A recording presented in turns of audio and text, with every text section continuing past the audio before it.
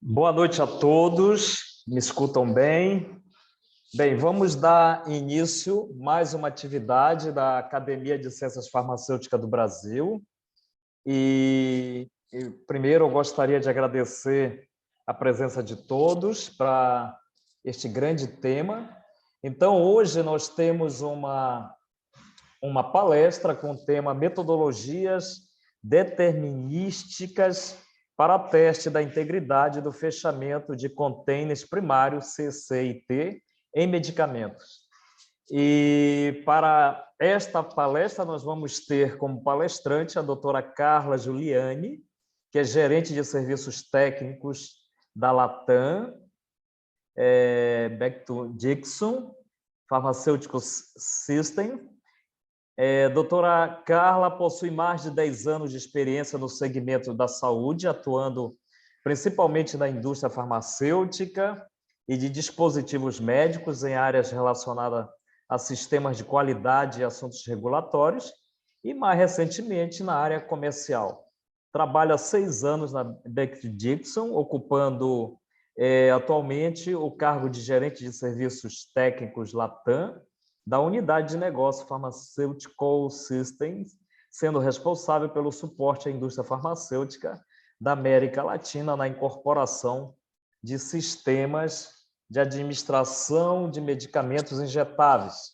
Doutora Carla é bacharel em farmácia e bioquímica pela Universidade de São Paulo, possui MBA em gerenciamento de projetos pela Fundação Getúlio Vargas e é membro do comitê de especialista em Small Molecules da USP, Farmacopeia. Tá?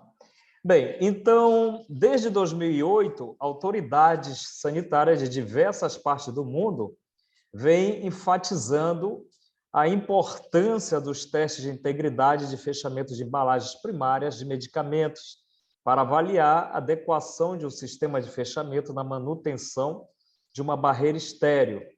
A indústria farmacêutica vem utilizando diferentes métodos para tal avaliação, sendo eles, em sua maioria, métodos considerados probabilísticos. Estes métodos são tipicamente tidos como subjetivos, o que significa que os resultados variam de acordo com a interpretação do observador, levando à incerteza em relação ao resultado obtido.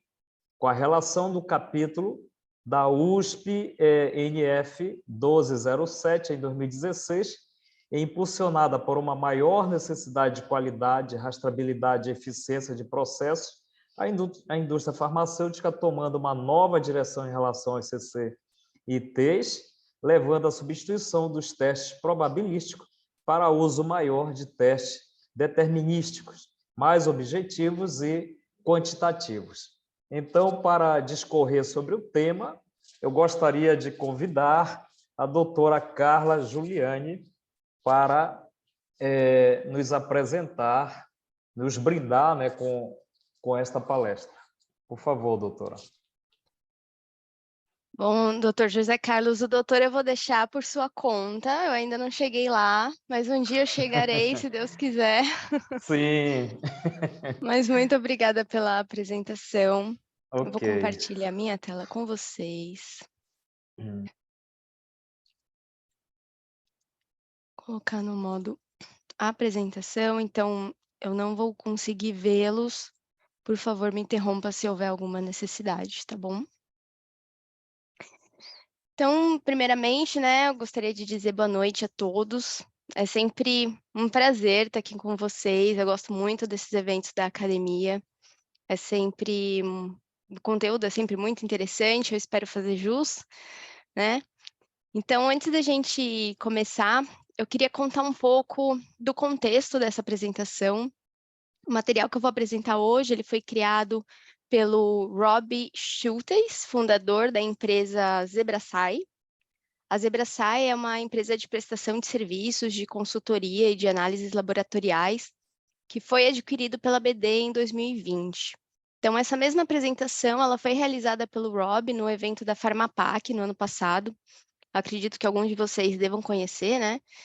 E considerando o momento em que a gente vive na indústria farmacêutica nacional, a evolução dos requerimentos regulatórios que a gente tem observado no mundo, eu achei que era interessante trazer esse conteúdo para vocês, em parceria com a academia, em um evento que fosse aberto e acessível para todos nós.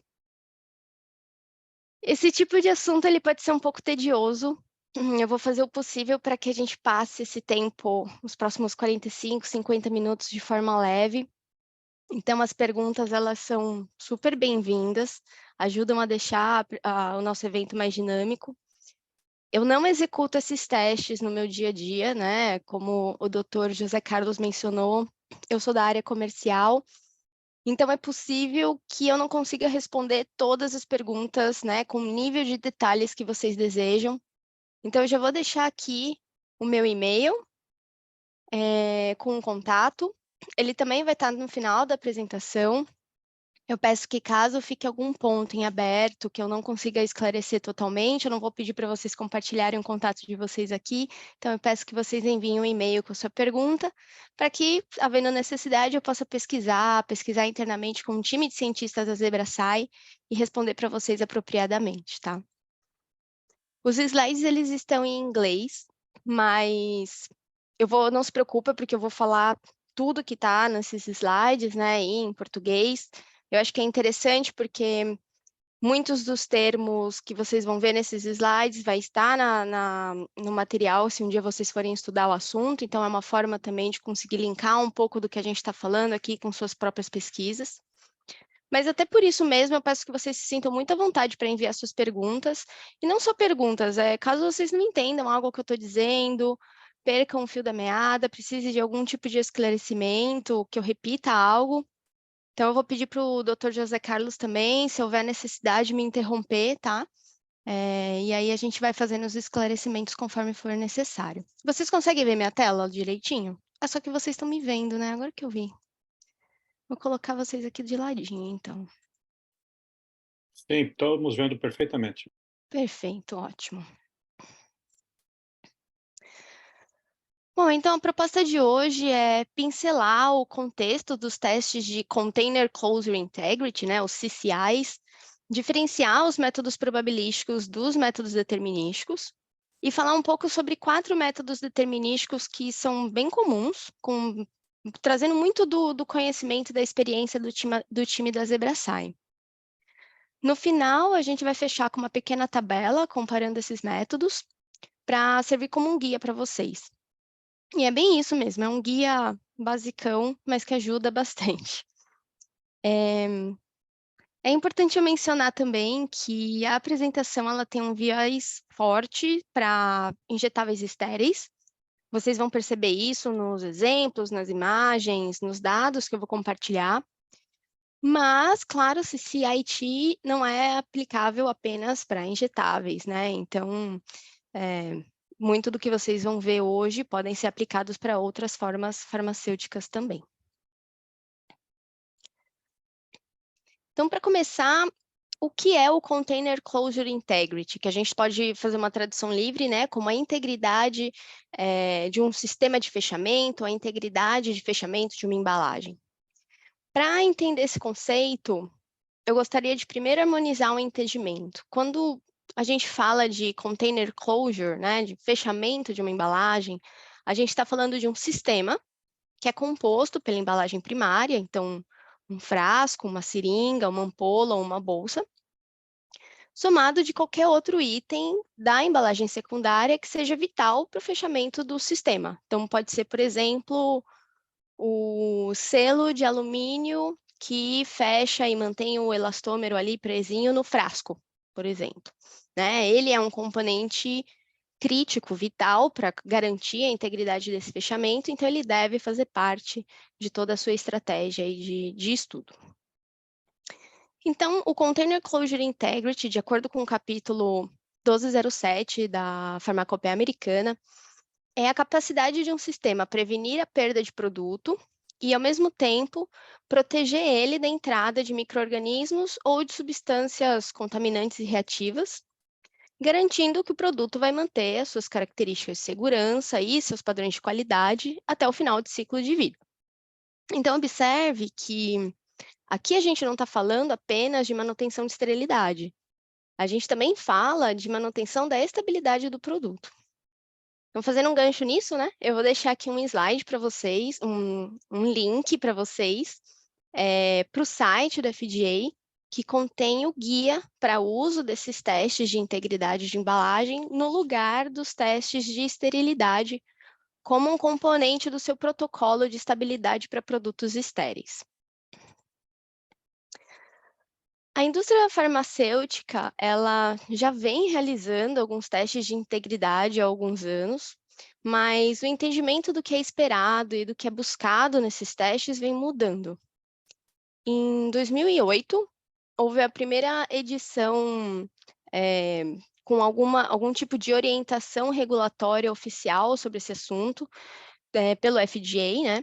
Onde eles estabeleceram o CCIT como um requisito vinculado diretamente ao conceito de integridade microbiológica. Nesse mesmo ano, a Comissão Europeia também publicou uma orientação, mas a verdade é que nenhum desses órgãos descreveu exatamente como esses testes deveriam ser realizados, e isso teve um efeito colateral que foi positivo, não é negativo, que é o fato de que houve o desenvolvimento de vários métodos alternativos para atender esses requisitos. Um dos métodos mais antigos é o teste de ingresso microbiano, onde a amostra ela é mergulhada num caldo microbiano concentrado, aí vocês podem aplicar vácuo ou não, e então se observa se há crescimento de micro-organismos dentro do recipiente. E um dos métodos mais populares, né, que ainda é muito utilizado, é o teste de ingresso do corante azul, conhecido como dye ingress, que é um exemplo de teste que a indústria utiliza há décadas, muito antes da publicação de qualquer tipo de norma nesse sentido. E nesse método, as amostras elas são colocadas em uma câmara de vácuo e imersas em uma solução com água e corante azul. Quando a câmara de vácuo ela retorna à pressão atmosférica, traços desse corante podem entrar nesse recipiente, né? Isso quando o recipiente não for íntegro. Então, esses traços visíveis de solução azul dentro do recipiente em estudo indica que há um vazamento, que há um gap, né? E esse método ele ainda é muito popular. Eu acho que até hoje ele é o mais popular, aqui no Brasil é o mais utilizado. Mas a verdade é que o atual ambiente de mercado para a detecção de vazamento está mudando e esse método já não é considerado a melhor prática que a gente tem disponível. Então, em agosto de 2016, houve a revisão do capítulo 1207 da USP/NF, que endossou o uso de métodos determinísticos sempre que possível. Então, de lá para cá, iniciou-se um processo de transição dos métodos, que são chamados de probabilísticos, para os determinísticos. Então, métodos determinísticos, eles são estocásticos, vocês vão encontrar muito essa palavra quando vocês forem estudar CCI. Ela tem o significado de um processo aleatório que acontece a partir de probabilidades. Então, a gente pode dizer que é sinônimo de algo acidental, eventual ou casual. Os métodos probabilísticos, eles são tipicamente subjetivos e abertos à interpretação do analista, e podem variar bastante em relação aos parâmetros utilizados por cada laboratório. Eles se baseiam em eventos que podem ser sequenciais ou simultâneos, mas que costumam ser descritos por distribuição de probabilidade, e por isso acabam sendo muito difíceis de desenvolver e de validar. Pensando nisso, né, a gente também pode esperar que os métodos probabilísticos eles tenham uma porcentagem alta de falsos positivos e falsos negativos, e também que requerem uma quantidade maior de amostra, tanto para sua implementação, quanto para o seu uso na rotina. Historicamente, a maior parte dos métodos que a indústria farmacêutica vem utilizando são métodos probabilísticos, como o de ingresso microbiano, ingresso de corante, que eu acabei de falar para vocês. Aí também é um exemplo de um método probabilístico não tão usado, mas que eu acho que todo mundo conhece, pelo menos conhece o conceito, é o teste de emissão de bolhas, que lembra muito o teste que a gente costumava fazer com um botijão de gás. Eu nem sei, mas se é da época de alguns de vocês aqui, mas, né, antigamente a gente tinha um botijão de gás e ela aplicava uma espuminha de água e sabão e via se formava bolhas. É uma técnica muito parecida, o conceito é bem esse. E nos últimos anos, a gente vem ouvindo falar muito sobre indústria farmacêutica 4.0, né? Toda essa discussão, ela vem impulsionada pela necessidade de se ter uma maior eficiência de processos, que dentro do conceito de CIT, ele pode ser alcançado por soluções determinísticas. Cada vez mais, a gente tem que trazer mais resultados com menos recursos, né? E a realização de testes como o de ingress, ou de ingresso de corantes, ele começa a ser menos interessante quando a gente avalia o tempo que é necessário para realizá-lo, então, algumas horas, né? E a quantidade de amostras que é necessário coletar. Além do risco da gente ter esses falsos negativos e falsos positivos que eu comentei para vocês. Então, do outro lado da mesa, estão os métodos determinísticos, que podem ser, por exemplo, método de detecção de vazamento de hélio, conhecido como helium leak, detecção de vazamento de alta tensão, que é o HVLD, decaimento de vácuo, vácuo decay, e análise de headspace a laser, né, que é o laser gas headspace. Esses são os métodos que eu vou contar um pouco mais para vocês hoje. Existem outros métodos determinísticos, mas o interessante de dizer aqui é que os métodos determinísticos, eles são quantitativos, seguem uma sequência preditível de eventos, então eles não são subjetivos à interpretação do operador. Geralmente, a gente precisa de bem menos amostras para fazer os testes, desenvolvimento e validação desses métodos. Costumam ser automatizados, então são realizados em equipamentos calibráveis, com variantes controladas, e produzem resultados que são rastreáveis.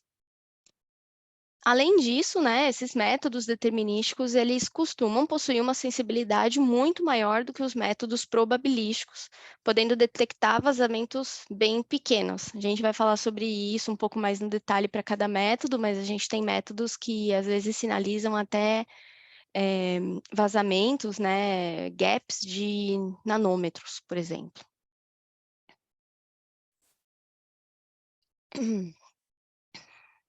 Então, esse gráfico aqui, ele mostra um resumo do que eu acabei de falar para vocês, né, trazendo os métodos determinísticos que foram incentivados por essa nova revisão da farmacopeia americana, enquanto que os métodos probabilísticos estão aqui à esquerda. Eles não estão proibidos de utilizar, não me entendam dessa forma, mas é importante dizer que os métodos determinísticos são preferíveis, mas sempre vai existir alguma situação em que o teste probabilístico te atende melhor. No geral, os determinísticos eles são ideais para a determinação da integridade inerente da embalagem, então ele traz resultados definitivos e são preferenciais quase sempre que a gente tiver um método que seja compatível com sua combinação de embalagem e medicamento. Enquanto que os métodos probabilísticos, eles costumam ser usados quando nenhum teste determinístico é compatível ou quando você está buscando uma informação específica que só aquele teste pode te fornecer. Então, por exemplo, a localização específica de um vazamento, ou de um gap, ou mesmo que você, às vezes, você precisa comprovar se há ou não crescimento microbiano, então o microbial gas é quem vai te fornecer esse tipo de informação. Então, se estiver tudo bem até agora, eu vou falar um pouco sobre cada um desses métodos um a um, tá? O primeiro método determinístico que nós vamos discutir hoje é o decaimento a vácuo, também conhecido como vacuum decay, aí na literatura. O decaimento a vácuo, ele é um método que mede o nível e a alteração do vácuo ao longo do tempo. Eu vou mostrar para vocês um gráfico no próximo slide.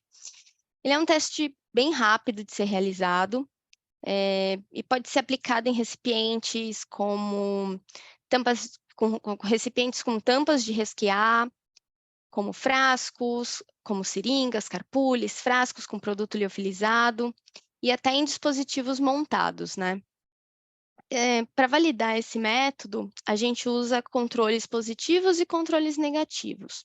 Os controles positivos são recipientes em que a gente fez furos de diversos tamanhos, em diversas localidades diferentes, geralmente utilizando um laser. E na parte elastomérica, quando houver, a gente usa um capilar ou um arame para criar defeitos nessas regiões do recipiente. Os controles negativos, eles podem ser um sistema que você sabe, tem certeza que é íntegro, né? Ou uma peça usinada que tem exatamente as mesmas dimensões do container que você vai testar. Esse tipo de teste, de metodologia, ela pode ser usada para inspeção 100% em linhas de embalagem após o preenchimento, ou ser realizado por uma amostragem para liberação de lote, por exemplo. E é interessante falar também, deixar aqui para vocês, que a American Society for Testing and Materials tem um guia que é a referência que rege todos os parâmetros desse teste de decaimento a vácuo. Então, se alguém tiver interesse de usar, implementar esse tipo de metodologia, é uma referência bibliográfica importantíssima. Então, nos processos de decaimento a vácuo, o sistema de embalagem ele é carregado numa câmara que deve ter o menor volume possível e ainda permitir a acomodação do sistema. Isso é necessário para melhorar a sensibilidade do teste. Essa câmara ela é fechada, com o recipiente dentro, e em seguida a gente aplica o vácuo na parte interna da câmara e externa do sistema. Então, não sei se vocês estão conseguindo visualizar o que eu estou falando, né? É uma câmara bem justinha, com espaço certinho para você colocar o recipiente, e o vácuo ele é aplicado nesse espaço, entre o recipiente e a câmara. A quantidade de tempo que é necessária para essa câmara atingir um determinado nível de vácuo é quantificada, e a gente também consegue quantificar o nível do vácuo, né, o perfil dele, como ele é mantido nos controles negativos.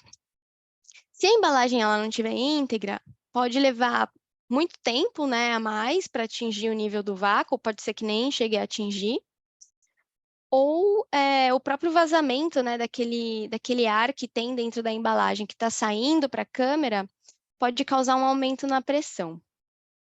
Então, eu vou mostrar aqui, deixa eu pegar a minha canetinha, o laser pointer aqui. Então, veja, a gente tem aqui, né, a pressão, então, aqui é o nosso vácuo, a linha de vácuo de referência, e aqui é ao longo do tempo. Então, observe, essa linha, talvez, não sei se está dando para vocês verem, mas essa linha mais dentro é um vazamento grande, então observa que ele nem chega a atingir o vácuo, né? A gente até pode interromper o teste, porque já vê um deslocamento das linhas de referência. Esse daqui do meio representa um vazamento médio. Esse daqui, um pequeno vazamento. E a nossa referência é essa linha mais externa, digamos assim. Então, ela vem por aqui e se mantém.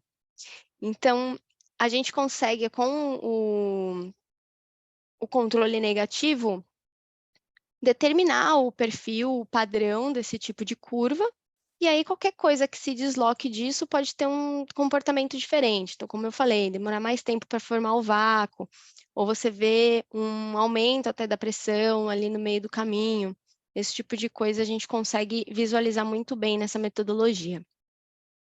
Uma das vantagens desse teste é que ele não é destrutivo e que ele é quantitativo. Então, a gente consegue quantificar, né, a partir das áreas sobre a curva, a gente consegue quantificar e fazer um cálculo aí de quanto que pode estar vazando.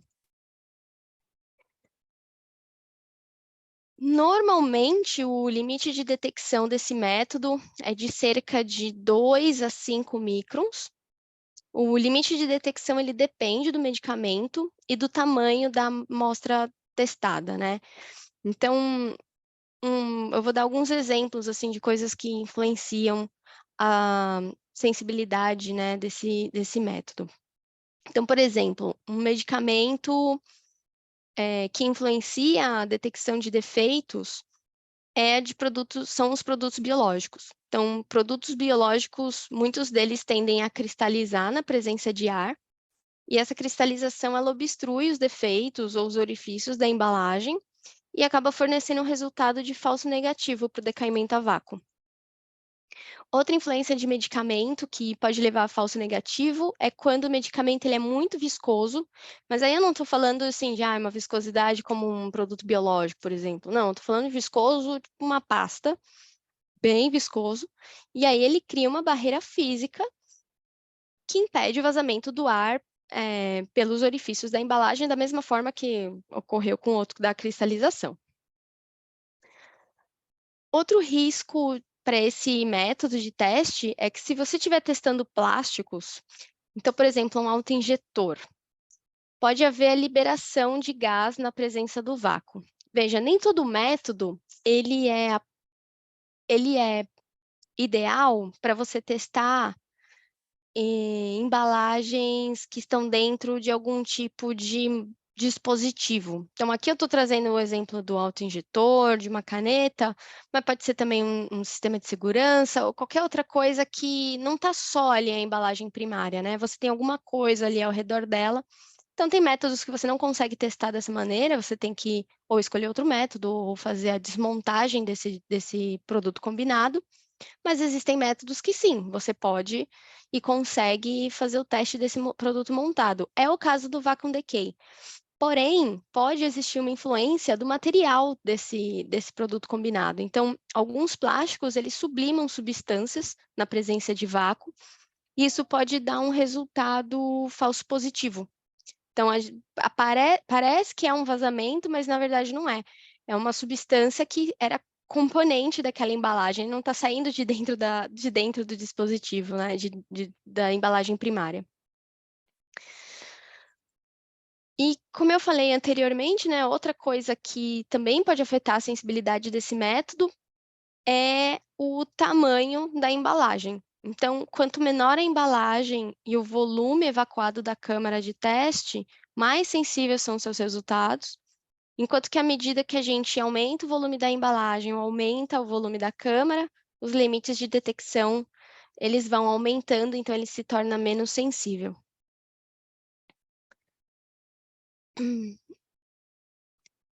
Normalmente, o prazo para desenvolver e validar um método desses é de 1 a 2 meses. E veja, aqui eu não quero deixar ninguém assim numa situação ruim.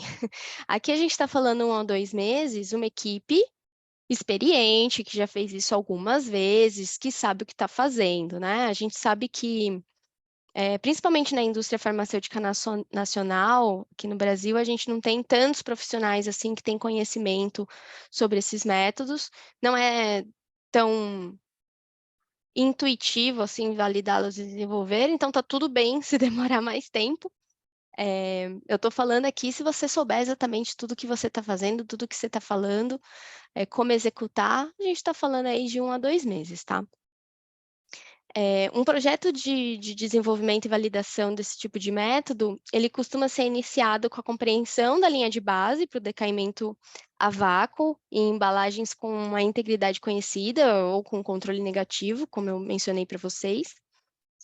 E com alguns testes nessas condições, você consegue avaliar a robustez, a repetitibilidade, o tempo para atingimento do vácuo e o perfil de manutenção dele ao longo do tempo. Com a caracterização dessa linha de base, a gente pode utilizar controles positivos, então são aquelas amostras que eu falei, com perfurações de diversos tamanhos, em diversos locais,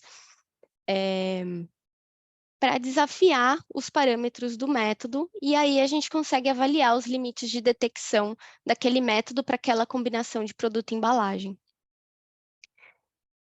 Esse método, como eu falei, né, ele não é destrutivo, ele é quantitativo, e a caracterização e validação exige uma quantidade de amostras bem menor do que a de penetração do corante, ou na verdade, eu acho que de qualquer outro método probabilístico. A gente está falando aí algo entre dezenas, umas poucas centenas de unidades de amostra. Outra vantagem desse método é que você consegue medir o sistema como um todo.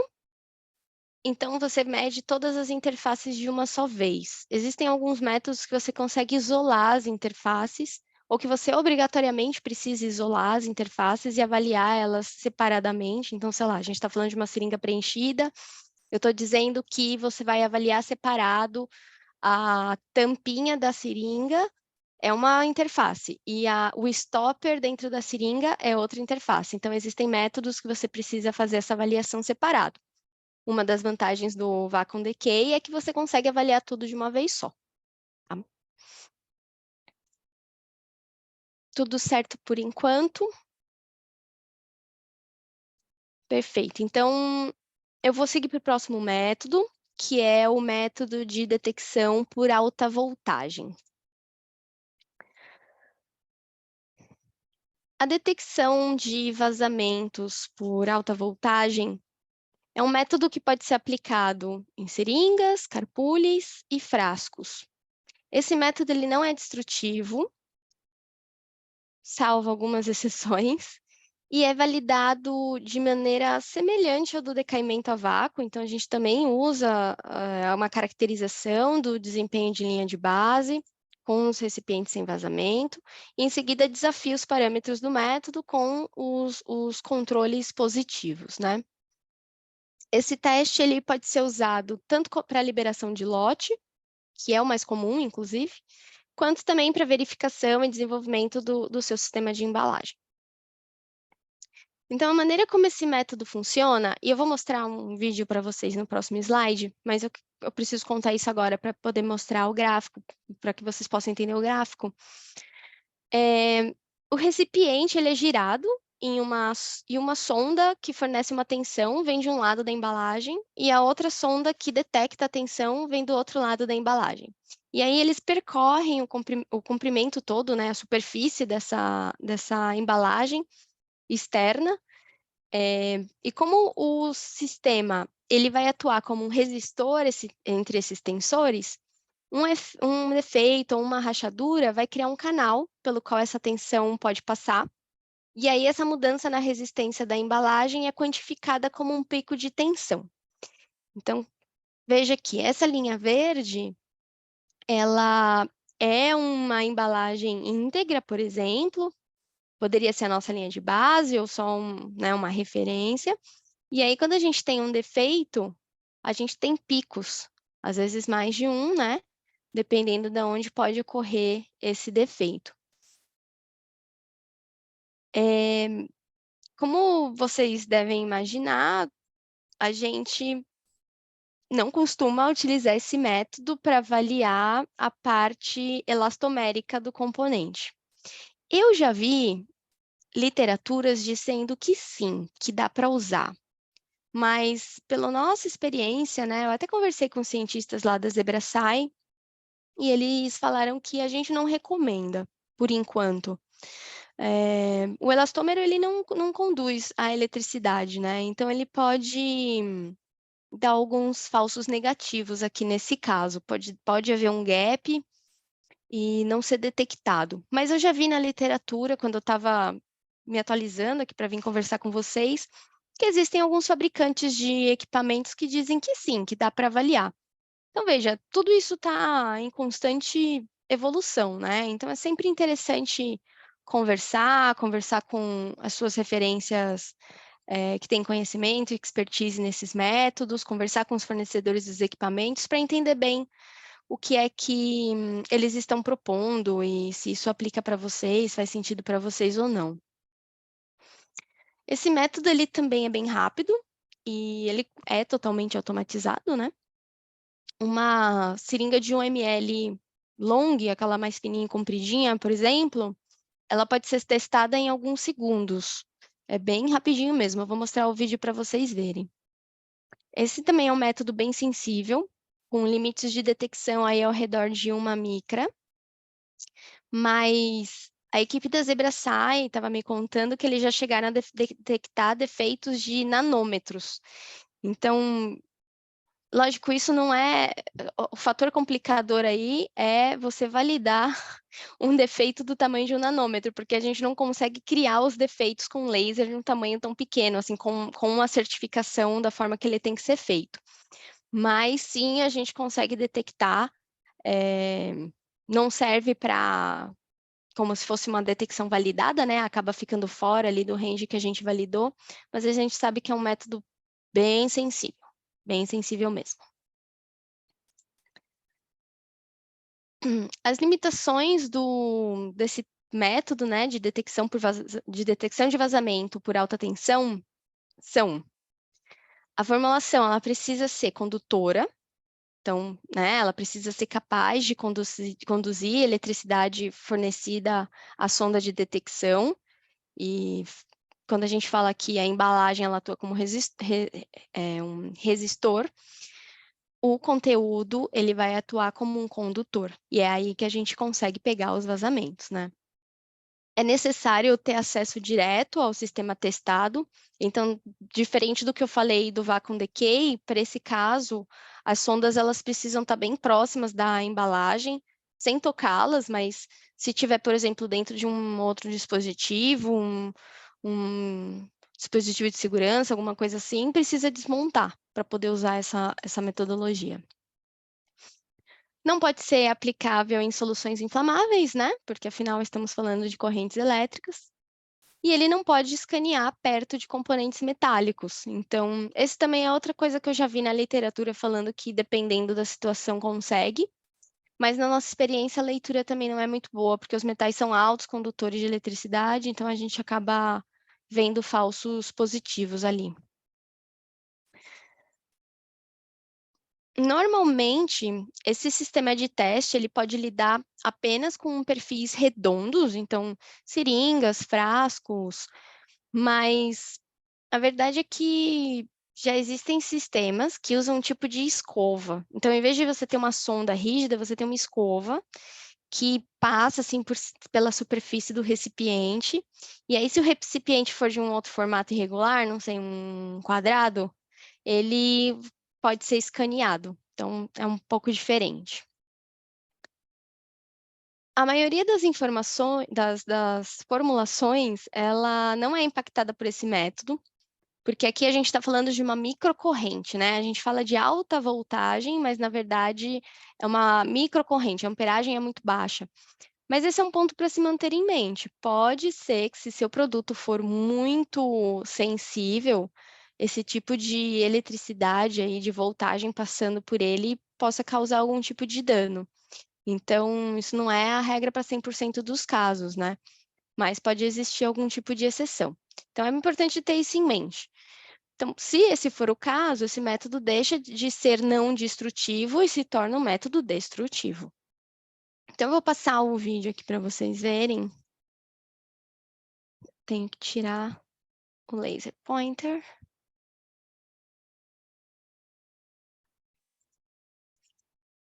Então, como vocês podem ver, esse teste ele é muito rápido. Primeiro, o sistema de embalagem ele é girado, e aí em seguida vem uma força que fornece a tensão, vem uma sonda que fornece a tensão, e é a sonda pontiaguda, né? Ela é colocada próximo do produto, e em seguida vem a sonda de detecção, que é a sonda sem ponta colocada do lado oposto. Vou passar de novo aqui para vocês verem. Talvez vocês consigam ver meu mouse. Então, essa é a de detecção e essa é a que fornece a tensão. À medida que a embalagem é girada, as sondas se movem juntas, né, seguindo a silhueta da embalagem, e isso vai gerando aquele gráfico que eu mostrei para vocês no slide anterior. Como eu falei, o cronograma ele é parecido com o de decaimento a vácuo, e geralmente demora também de 1 a 2 meses para ser validado, nas mesmas condições que eu comentei, né? Com uma equipe que já esteja familiarizada com todo o processo. Da mesma forma que o decaimento a vácuo, o comportamento padrão para sistemas não defeituosos forma a nossa linha de base, né? E a partir dali, a gente estabelece alguns limites, e esses limites eles vão ser, então, desafiados com os controles positivos, né? Amostras com vários tamanhos de furos, etc. Esse método também é quantitativo, ele é totalmente automatizado e é determinístico. E, portanto, também os tamanhos das amostras, eles são bem menores que os dos métodos probabilísticos, tá?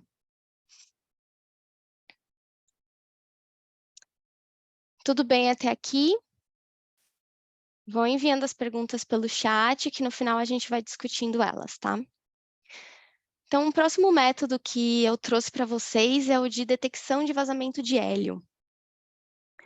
A detecção de vazamento de hélio é, de longe, o método mais sensível que a gente vai discutir aqui hoje. Esse método, ele pode ser aplicado a frascos, carpule, seringas, ou qualquer outro tipo de material que não seja poroso. Ele também tem uma referência que o rege, né, que é da American Society for Testing Materials, eu estou deixando a referência aqui para vocês, esse F239105. E ele descreve o procedimento para você usar o hélio como um gás marcador para detectar defeitos em um sistema de embalagem rígida. Frequentemente, a gente usa a detecção de vazamento de hélio como um método compendial, mas isso não quer dizer que esse método não pode ser validado caso vocês achem necessário. Às vezes a gente tem clientes que querem validar o método e é possível fazer, não é um processo tão simples. Então, esse realmente precisa ser uma equipe especializada, não é tão simples assim, mas com conhecimento e experiência dá para fazer.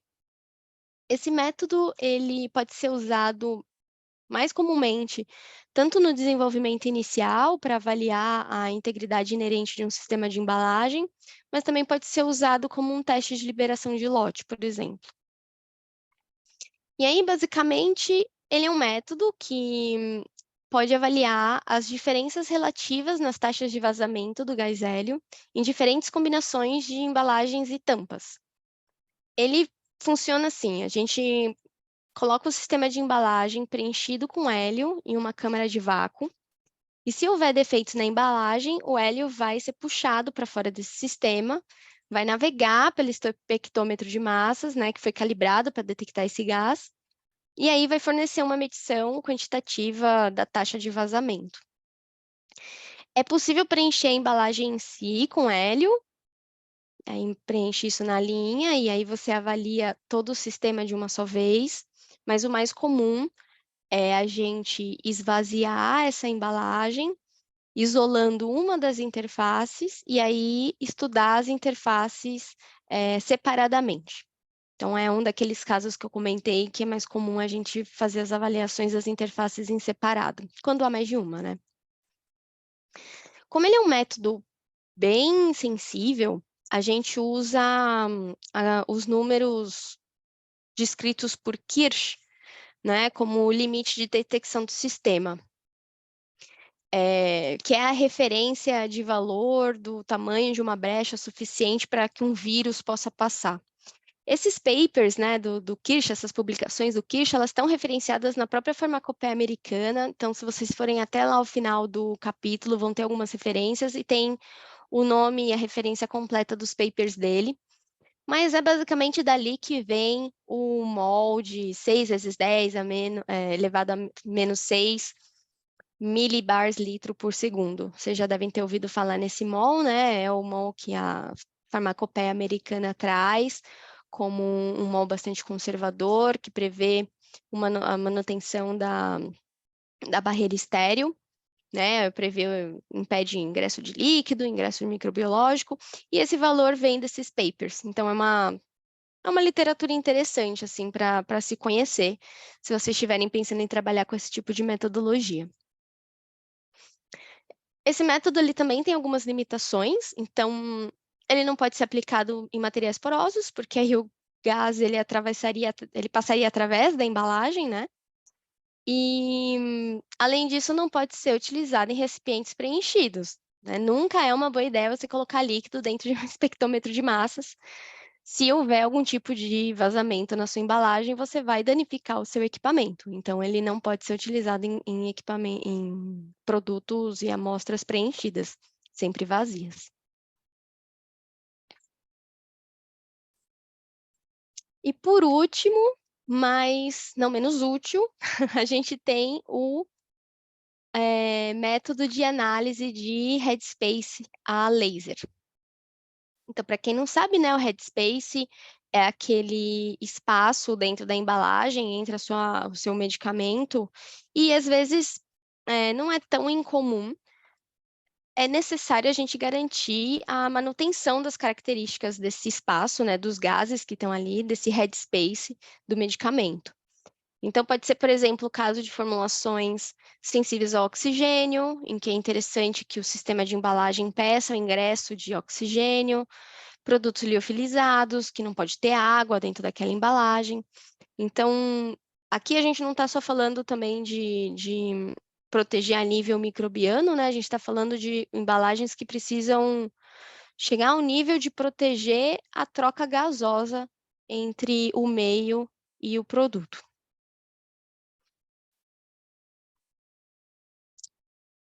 Bom, deixa eu voltar aqui. A análise de headspace, ela funciona da seguinte maneira. A gente usa um laser que está sintonizado para caracterizar as moléculas do headspace da embalagem que você está buscando. É uma técnica que é baseada na espectrometria de absorção a laser, né? Então, ela mede as concentrações de gás de uma forma não destrutiva em vários pontos da embalagem. E aí pode ser também aplicado em frascos, ampolas, seringas e também em embalagens flexíveis. Você precisa basicamente de 3 a 4 milímetros de headspace ali para já conseguir uma leitura ok, né, com essa metodologia. O sistema, então, ele consiste em um laser semicondutor e um sensor. E aí, basicamente, o feixe de laser ele vai passar pelo headspace da amostra e a gente mede a absorção que foi causada pelas moléculas que estão naquele headspacer. Então, a gente consegue ajustar o laser para diferentes comprimentos de onda, e aí permite a medição de diferentes substâncias.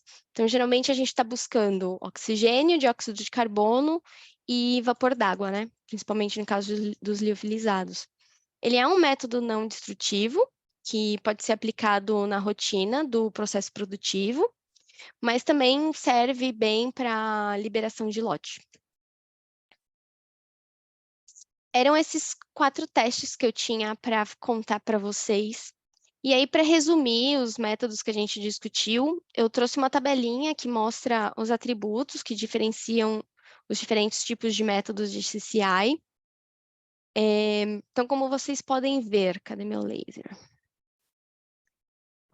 Como vocês podem ver, né, a gente tem aqui, eu deixei o da Ingress, que é um método probabilístico, mas que como ele é muito utilizado, ele está aqui também para fins de comparação.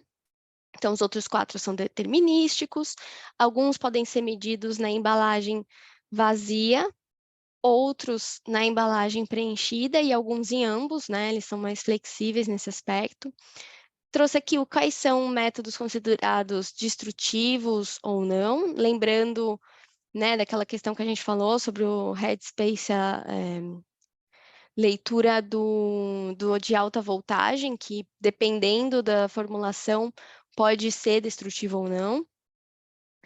Suitable for MABs, né, o apropriado para os anticorpos monoclonais, ele está aqui porque os anticorpos monoclonais, eles são ótimos exemplos de medicamentos que cristalizam e entopem os orifícios de vazamento de uma embalagem. É claro que existem outros, né, inclusive moléculas pequenas, que também cristalizam na presença do ar, mas os anticorpos monoclonais, eles são especialmente desafiadores, assim, nesse aspecto, cristalizam mesmo, e trazem para a gente um montão de falso negativo, se você não tomar cuidado. Eles estão por ordem também de limites de detecção, então do mais sensível para o menos sensível. Aqui a questão deles serem muito viscosos ou não, né? Lembra que eu mencionei, produtos muito viscosos também funcionam como uma barreira física. Então, entre eles, o melhor método é o de alta voltagem. E a questão de você precisar de um acesso direto ou não a essa embalagem primária, que está relacionada com essa questão de você precisar desmontar o seu produto combinado, caso ele seja um produto combinado, né? Desmontar ou não. Lembrando que desmontar esse produto combinado também significa que você tem que validar esse processo de desmontagem, tá?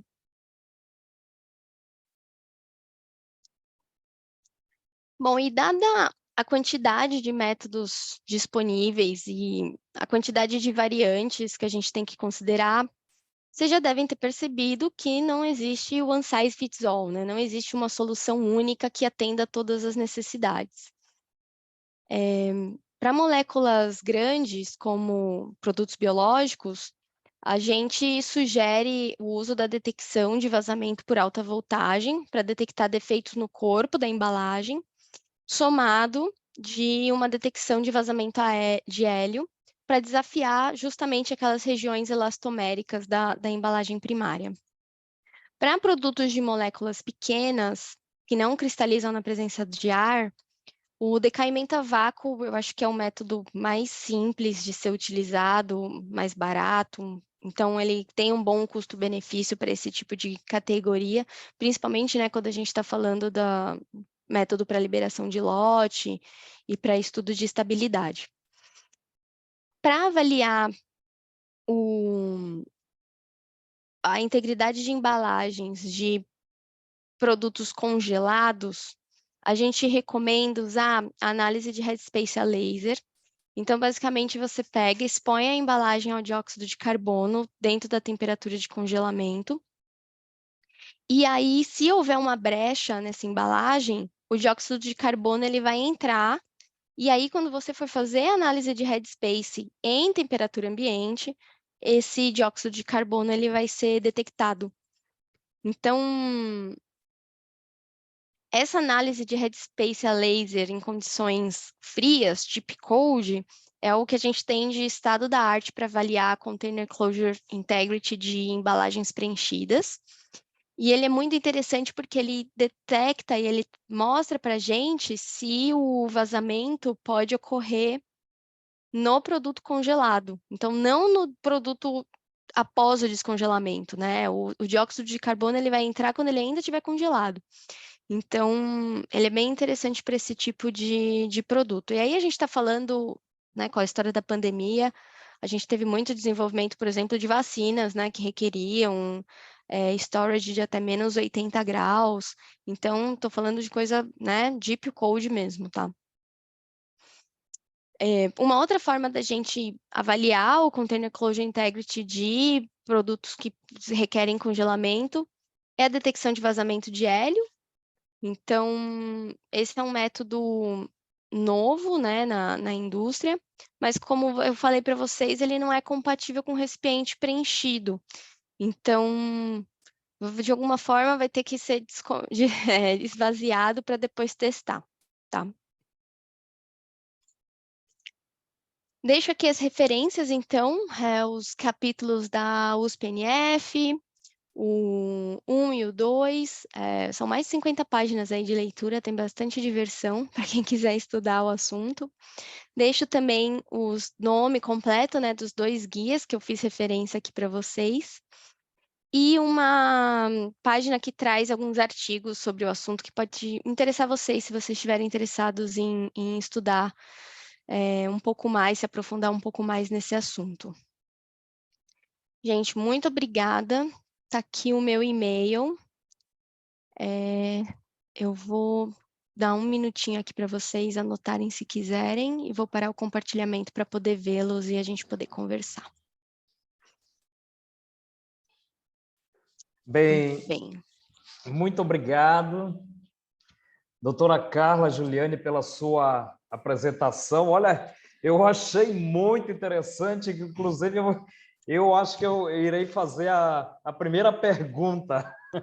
Por favor, doutor José Carlos. Olha, perguntas Pra... muito difíceis eu não estou Não, não, aceitando. não. Não, mas tem algumas outras aqui, mas achei muito interessante conhecer também esses métodos, né? Eu quero lhe agradecer muito pela apresentação, mas aí surgiu aqui uma questão minha. Esses resultados desses métodos, nós poderíamos aplicar para avaliar o comportamento de medicamentos para transporte em correio pneumático? Eu acredito que sim. Não é a minha especialidade, eu não estou totalmente familiarizada com essa categoria de medicamento, né? A gente é mais da linha de injetáveis, mas eu acredito que Aham. sim, doutor. Eu acredito que sim. Esses métodos, eles são utilizados não só para avaliar essa questão de ingresso microbiano, estabilidade, né? Uhum. Tem muitas empresas usando para outras finalidades também. Acaba somando os resultados de vários testes, isso te dá uma abordagem muito interessante em relação de como o seu processo, inclusive o seu transporte, impacta Isso. o comportamento da embalagem. Então, eu Uhum. entendo que sim, é que eu não conheço a embalagem para te dizer se esses métodos teriam alguma incompatibilidade, mas se houver, com certeza existem métodos alternativos que poderiam ser utilizados. Porque esta é a grande dúvida e questão que sempre estão perguntando aqui, porque o nosso hospital universitário aqui é um hospital novíssimo, né? Então nós temos o correio pneumático, que Uhum, levam medicamento para alguns pontos, quando há necessidade em emergência ou urgência. sim. E fica-se sempre aquela dúvida, mas será que esta preparação aqui, nesta forma farmacêutica, pode ser transportada ou não? Porque correio Uhum, pneumático é uma pressão uhum, estupenda, né? E também a questão da velocidade, pressão, tudo mais, e muitos ficam com essa dúvida, né? sim. E exatamente não conseguem responder para os nossos farmacêuticos, né? Então eu Quando a fiquei. gente Quando a gente está pensando nos testes de integridade de embalagem, Uhum. dos usos, né, desses testes é no desenvolvimento e estabelecimento de alguns parâmetros do seu processo. Então, Aham. justamente, a gente pega, né, faz o cálculo de integridade inerente, que a gente chama, e aí pega essas embalagens e expõe elas a situações extremas. Então, Exato. a Aham. indústria testa velocidade de linha, temperatura, eh, condição de temperatura de armazenagem, transporte. Então, me parece que sim, serviria. Se o senhor quiser, Ah, pode me mandar um e-mailzinho, a gente marca uma call, eu chamo os cientistas da ZebraSci para conversar e a ok. gente te dá uma luz assim, em relação a isso. Mas, assim, de Ok. bate-pronto, parece que sim. Ok, muito obrigado. Então, Imagina. vamos passar aqui para algumas perguntas. O Humberto Zardo diz: ótima apresentação, colega Carla. Favor comentar um tipo de suporte técnica da BD para a seleção dos vários CCIT para um sistema sendo desenvolvido por P&D. Tá. 2, se CCIT pode ser aplicado para sistemas que foram fechados por selagem térmica, radiofrequência, etc. Sim. Perfeito. Então, obrigada, professor Humberto, pela sua pergunta. A BD, ela, em 2020, adquiriu um laboratório que se chama Zebra Science, que eu comentei, né, no início da apresentação. É um laboratório que tem aí ao redor de 20 anos de experiência em consultoria regulatória, consultoria análises laboratoriais. Então, a gente passou a oferecer esse tipo de serviço para o mercado, né? Não só para os clientes BD, mas também para qualquer indústria farmacêutica que necessite desenvolver, validar. Geralmente, né, a indústria às vezes utiliza um método probabilístico, quer migrar para um método determinístico, isso pode não ser assim tão simples quanto parece, né? Então, a gente tem essa equipe, oferece serviço desde uma consultoria, um guia, X horas para te guiar, até, não, a gente vai pegar suas amostras, desenvolver o método, depois a gente faz uma transferência de método para vocês. Isso não só para CCAT, né? A gente faz também outras análises, né, extraíveis, viáveis, toda essa coisa, tudo que fala sobre compatibilidade de embalagens com medicamentos, eles têm uma expertise aí de muitos anos para suportar. E aí a sua segunda pergunta foi em relação a embalagens seladas, né? Então, veja, a gente tem o que a autoridade regulatória hoje ela pede, tanto a Anvisa, a FDA, todo mundo pede que embalagens fechadas por fusão passem por 100% de inspeção. Normalmente isso é feito por dyeing grass, né? São as ampolas, então geralmente o pessoal faz com dyeing grass. Mas esses métodos que eu mencionei, eles são também super adequados para esse tipo de análise também. E existem também os testes de qualidade de selagem, né? Então, existem algumas embalagens que levam selos, e aí você precisa medir força residual daquele selo, extrusion force, burst force. Então, tem vários testes que complementam o CCIT, eles não são exatamente testes de CCIT, mas são testes que complementam, trazem inputs nessa linha, que são usados para validar as linhas de fechamento dessas embalagens que requer algum tipo de selagem. Então, eles se complementam, eu diria. Ok, mais uma pergunta aqui, da Gláucia Lessa. O HVLD é indicado para frasco ampola, já que o selo é de metal, autocondutor? Eu tenho uma cola. Deixa eu ver aqui.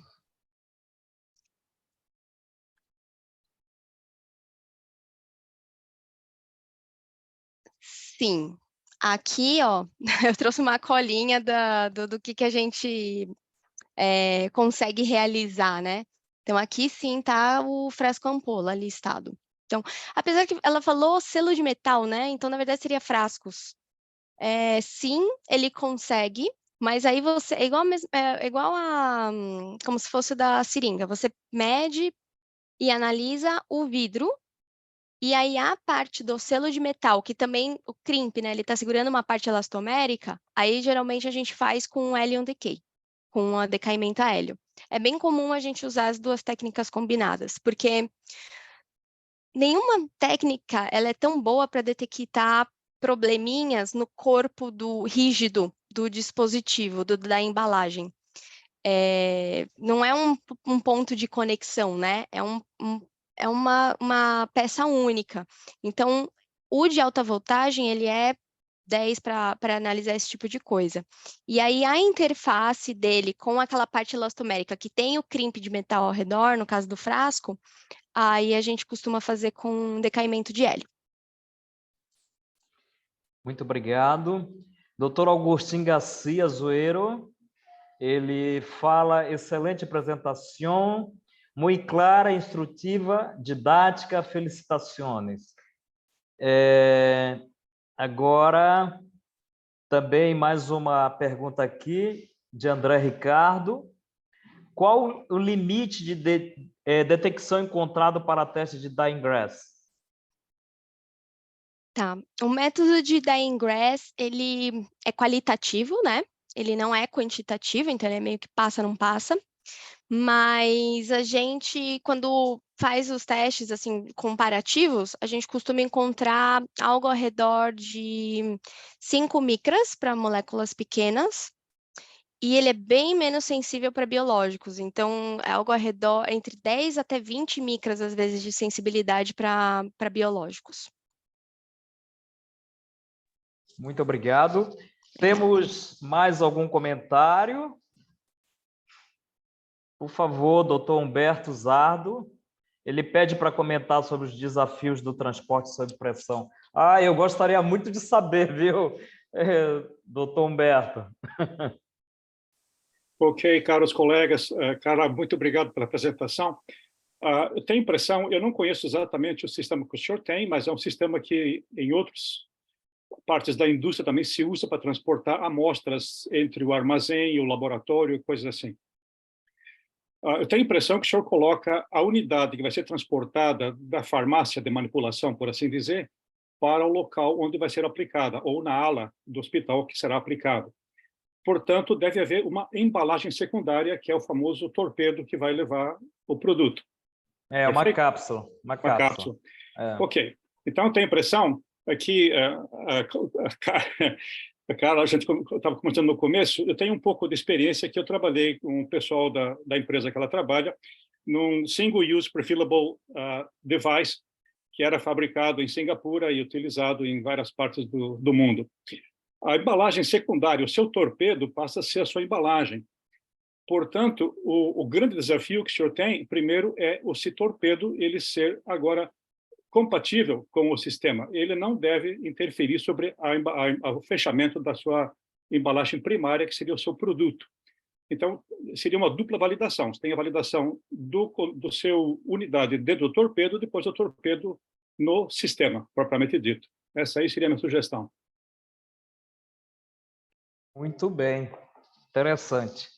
Bem, enquanto alguns pensam ainda, eu gostaria de informar que estão abertas inscrições para o prêmio Pio Correia de Inovação em Ciências Farmacêuticas da Biodiversidade Brasileira, que foi instituído pela Academia de Ciências Farmacêuticas do Brasil, com a finalidade de reconhecer publicamente e estimular profissionais que atuam nas diversas áreas das ciências farmacêuticas relacionadas à biodiversidade brasileira.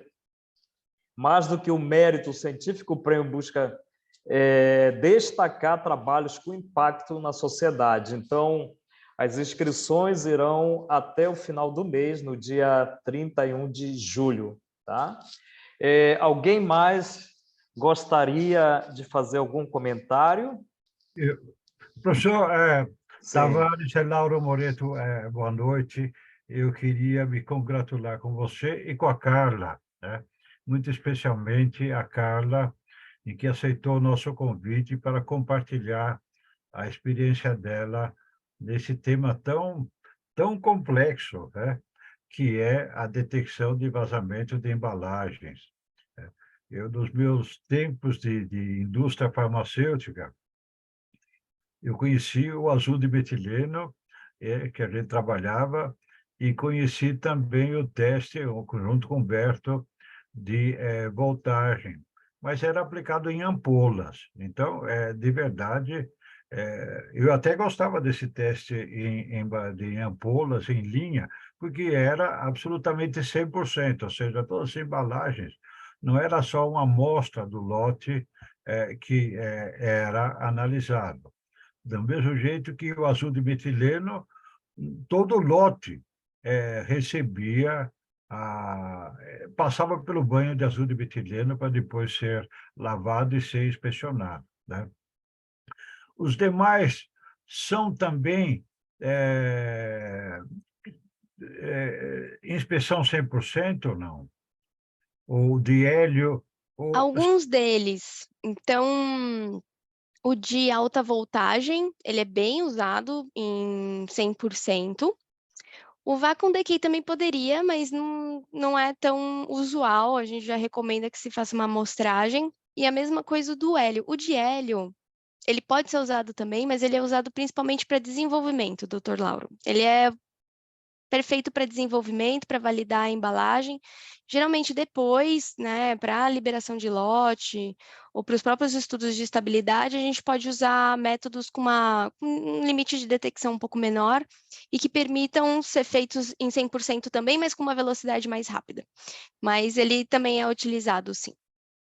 Eu tive uma experiência no passado de que todos acreditam que o vidro é estável e de longa duração. Não é bem assim, né?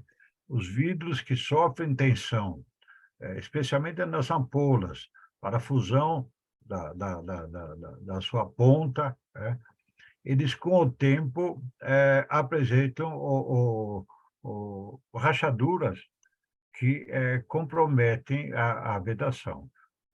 Pessoalmente, já tive problemas dessa natureza quando trabalhava.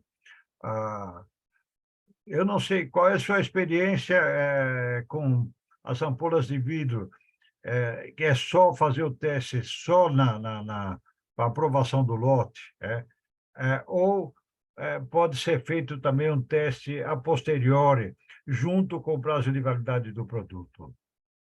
Deve ser feito, né? Então, ampolas, eles são fechados por fusão, a autoridade sanitária requer a inspeção 100%, mas também é necessário você fazer ao longo do ciclo de vida do produto para análise de tendências, principalmente para realimentar os inputs, né?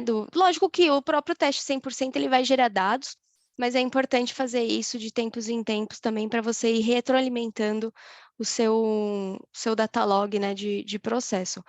A minha experiência com o Dying Grass, Dr. Lauro, é terrível.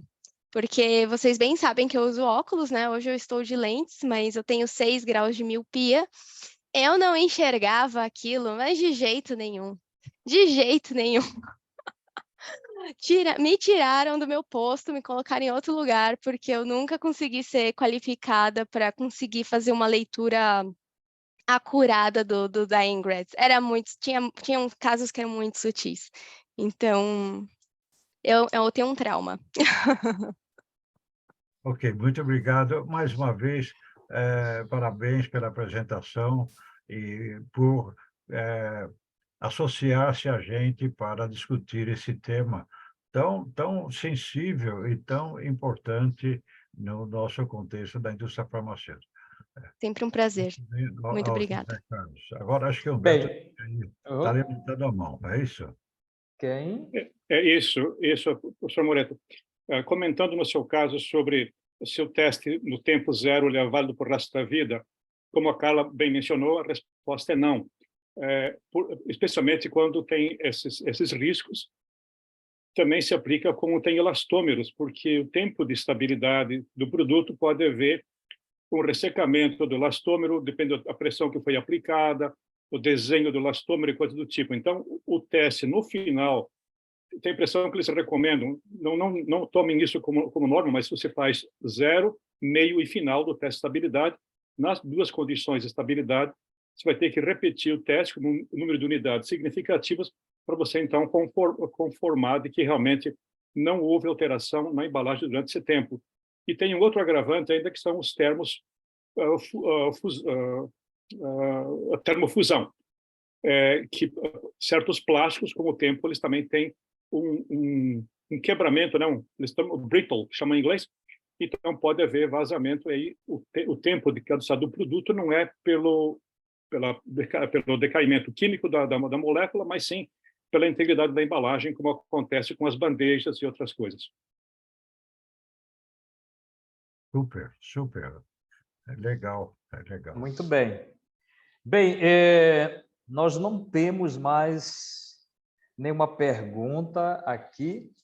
Então, antes de finalizarmos, eu gostaria de encerrar essa atividade agradecendo a doutora Carla Júlia, que trouxe as suas contribuições relevantes aí para o tema, como o doutor Lauro Moreto falou, um tema de grande relevância e muito interessante, né? Nós sabermos também os detalhes desses tipos de avaliações que são realizadas. Então, eu gostaria que todos abrissem as câmeras para que nós possamos saudar a doutora Carla com uma salva de palmas, por favor. Tá? Quem puder abrir a câmera, por favor, as câmeras aí. Então, vamos agradecer.